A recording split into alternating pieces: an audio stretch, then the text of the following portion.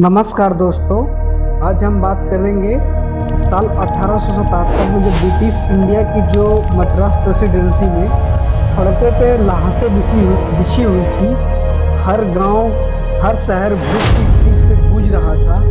एक ऐसा अकाल जिसने भारत को अंदर से खोखला कर दिया और लगभग 2 करोड़ लोगों की जान ले ली। लेकिन खौफनाक बात यह है कि यह सिर्फ भारत की कहानी नहीं थी।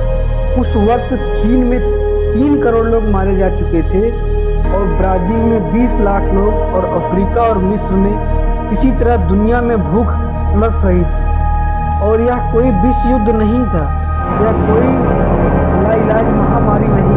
इसकी जड़ किसी युद्ध में नहीं था, बल्कि हजारों किलोमीटर दूर एक प्रशांत महासागर के गहरे पानी में छिपी। पेरू के कुछ मछुआरों ने ऐसे मासूम सा नाम दिया जिसे एल नीनो बोलते हैं, यानी एक छोटा सा बच्चा। लेकिन 1877 में यह एक बच्चा राक्षस बन गया और जिसे आज वैज्ञानिक ने सुपर एल नीनो कहते हैं। और आज पूरे 140 साल बाद यही इतिहास खुद को दोहराने की कोशिश करने लगा और ये दोहराने के लिए तैयार खड़ा हुआ। यूरोप के सबसे बड़े वेदमंडल्स और नासा की सैटेलाइट एक सुर में चेतावनी दी। 2026 की जो गर्मियां इंसान की इतिहास की सबसे खतरनाक गर्मी होने वाली है। खौफ की शुरुआत अपने शहरों से हो चुकी है।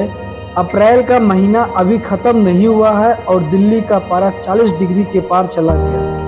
राजस्थान और उत्तर प्रदेश के शहरों में तापमान 43 डिग्री छू रहा है, जबकि नागपुर और भुवनेश्वर जैसे शहरों में लोग 45 डिग्री की भट्ठी में जल रहे हैं। सोशल मीडिया पे वायरल होते हुए वीडियो याद कीजिए, जहां चिल्लाती हुई धूप में एक क्रेयंस रंगीन लिक्विड बना कर बहने लगती है। और यह कोई सामान्य मौसम नहीं है। महाराष्ट्र का ओखला शहर अप्रैल के एक दोपहर दुनिया का सबसे गर्म स्थान बन गया, जहां का तापमान लगभग 44.9 डिग्री रिकॉर्ड किया गया। यह दुनिया का सबसे लगभग 25 गर्म स्थानों की लिस्ट में उठाई गई है, जहां पे आपको जान के हैरानी होगी कि उसमें से 20 शहर अकेले भारत के हैं। लेकिन सवाल यह है कि आखिर प्रशांत महासागर की लहरों में ऐसा क्या बदल गया कि भारत का कोना कोना आग का गोला बना। इसे समझने के लिए हमें कुदरती सिस्टम को देखना होगा जो धरती के तापमान को कंट्रोल करता है। यह सामान्य दिनों में प्रशांत महासागर के ऊपर हवाएं पूर्व से पश्चिम की ओर चलती हैं, जिन्हें ट्रेड विंड्स कहा जाता है। यह हवाएं समुद्र की सतह के गर्म पानी को खींच करके ऑस्ट्रेलिया और इंडोनेशिया की तरफ ले जाता है। जब ऊपर का गर्म पानी हटता है तो नीचे से पोषक तत्व भरा भंडार ऊपर आता है, जिससे मछलियाँ पैदावार बढ़ती हैं और भारत में मानसून की बारिश अच्छी होती है। लेकिन एल नीनो के साल में यह पूरा सिस्टम उल्टा पड़ जाता है। व्यापारिक हवाएं कमजोर हो जाती हैं और अपनी दिशा बदल लेती हैं। नतीजा यह होता है कि अरबों लीटर पानी गर्म होता है और पानी ऑस्ट्रेलिया जाना चाहिए था वह पेरू के तटों पे जमा रह जाता। इससे पूरी दुनिया के बारिश और हवाओं का पैटर्न बिखर जाता है। जहां बारिश होनी चाहिए थी वहां सूखा पड़ जाता है और जहां सूखा होना चाहिए था वहां बाढ़ आ जाती है। लेकिन 2026 का संकट यह एक साधारण एल नीनो नहीं है, बल्कि वैज्ञानिक ने इसे एक सुपर एल नीनो का दर्जा दिया है, क्योंकि इस बार समुद्र की सतह का सामान्य जो तापमान है वो 2 डिग्री सेल्सियस ज़्यादा बढ़ चुका है। अनुमान लगाया कि आपको लग सकता है कि 2 डिग्री से क्या फर्क पड़ता है, लेकिन याद रखिए हम 1 अरब लीटर की बात कर रहे हैं, या ना कि 1 बाल्टी। अगर 1 बाल्टी की बात करें रहे हैं तो दुनिया के सबसे बड़े महासागर में अरबों खरबों लीटर पानी की बात कर रहे हैं। अब जब सारा पानी 2 डिग्री से ज़्यादा गर्म होगा तो इतनी ज़्यादा रिलीज होगी ऊर्जा जो हजारों परमाणु बम के बराबर है। पिछली बार जब सुपर एल नीनो 2016 या 15 में देखा गया था, तो जब भारत में रिकॉर्ड तोड़ हिस्ट्री की चली थी तो 2500 से ज़्यादा लोग की जान गई। लेकिन 2026 के यह दानों 2015 में कहीं बड़ा ज़्यादा है और घातक होने वाला है। इस खतरे का यह भी डरावना बनाती है, जहां हमारी बदलती धरती आज हम जिस दौर में जी रहे हैं वहां ग्लोबल वार्मिंग की वजह से धरती का औसत तापमान प्री इंसिडियल लेवल लगभग 1.4 डिग्री सेल्सियस ऊपर जाता है। यह हमारी नई वेस्ट लाइन है जो पुराने जमाने में जब सुपर एल नीनो नहीं आता था, एक ठंडी धरती पर आता था, लेकिन जब पहले यह तय रहती थी कि धरती दस्तक दे रहा है, या वैज्ञानिक कहते थे कि 1.4 डिग्री की बेसलाइन एल नीनो की अतिरिक्त गर्मी जुड़े तो तापमान में लगभग 2.9 डिग्री उछाल मारेगा। और यह एक ऐसी स्थिति है जिससे मानव के इतिहास में कभी अनुभव नहीं किया होगा। कल्पना कीजिए आप ऐसे कमरे में बंद हैं जहां पे आप 40 डिग्री सेल्सियस गर्मी है, कई बड़े आकार का एक हीटर चालू कर दिया जाए, ठीक 2026 में इसी स्थिति में होने वाला। भारत पर इस संकट की मार 4 अलग अलग परतों में पड़ेगी। जो पहली परत है हमारा मानसून। भारतीय मानसून विभाग की चेतावनी दी है कि साल बारिश की सामान्य काफ़ी कम रहेगी। और दूसरी परत है हमारा कृषि क्षेत्र। भारत की 51% आज भी पूरी तरह मानसून की बारिश पर निर्भर है। अगर बारिश नहीं होती है तो फसल बर्बाद होगी। इसका सीधा असर आपकी फूड इन्फ्लुएंस यानी खाने पीने की चीज़ों के दाम 9% बढ़ जाएंगे। और तीसरी परत यह है कि जो बिजली का संकट होगा, जब पारा 48 डिग्री पहुंचेगा तो हमारे घर में एसी कूलर चलेंगे, जिससे पावर की बिजली पर बाहरी प्रभाव पड़ेगा और घंटों ब्लैक लाइट का खतरा बना है। और चौथी घातक बात यह है कि हीटवेव की मौत।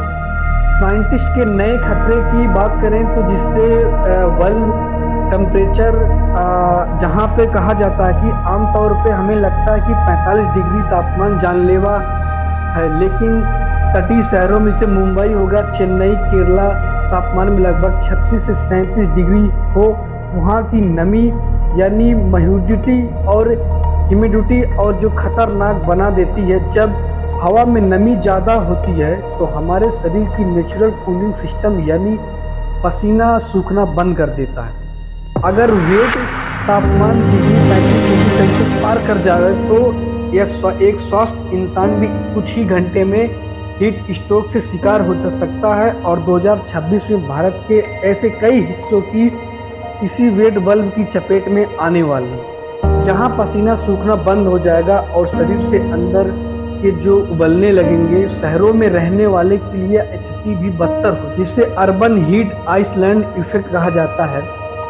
हमने जंगलों को काट करके कंक्रीटी जंगल की खड़े कर दिए हैं और कंक्रीटी इमारतें डायमर की जो सड़कें दिन भर सूरज की गर्मी को सूखता है और रात को उसको रिलीज कर। नतीजा यह होगा कि रात भी ठंडी हो नहीं पाती है। और 2024 के आंकड़े के मुताबिक दिल्ली में दिन भर का तापमान जितना बढ़ा था, कहीं उससे ज़्यादा उसका रात का तापमान बढ़ गया। जब शरीर को रात को आराम नहीं मिलेगा तो मौत का खतरा कई गुना बढ़ जाएगा। और इसी गर्मी का जो सबसे ज़्यादा बोझा उठा रहे हैं, उनको लिए एसी कमरे में बैठ नहीं सकते हैं 38 करोड़ मजदूर रिक्शा चलाने वाले। और बताती हैं कि जो तापमान में सिर्फ 1 डिग्री बढ़ोतरी है, इन मजदूरों की कमाई 14% घट जाती। विडंबना यह देखो कि जिस वक्त हमें सबसे ज़्यादा पेड़ों की ज़रूरत, उसी वक्त अपने प्राथमिकता और लगभग सबसे तेजी से पेड़ को काटे जा रहे। अकेले 2024 में भारत में लगभग 18,200 हेक्टेयर प्राथमिक वन काट दिए गए।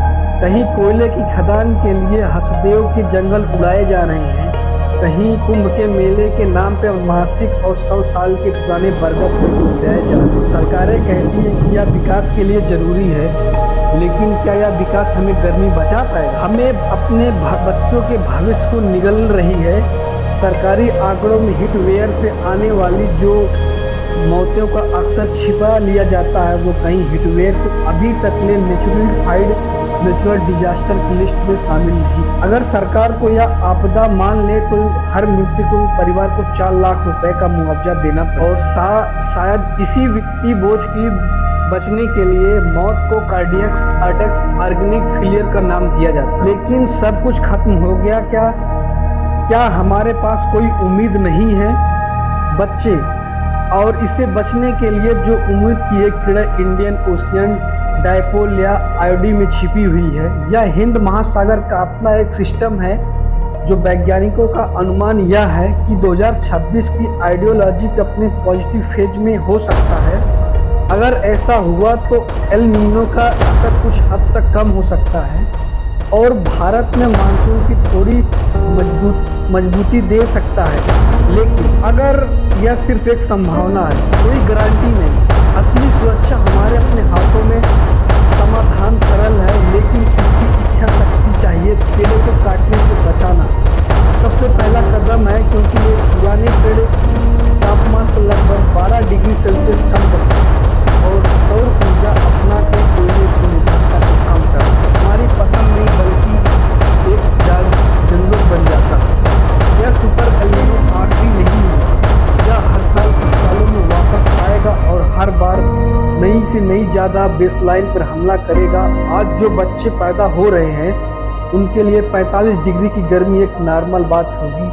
वो शायद अभी जान नहीं पाएंगे कि 30 से 35 डिग्री वाली सुखद गर्मियां कैसी होती हैं। हम एक ऐसे मोड़ पे आके खड़े हैं जहां पे हमारी खामोशी आने वाली पीढ़ियों की मौत के वारंट पे बन सकती है।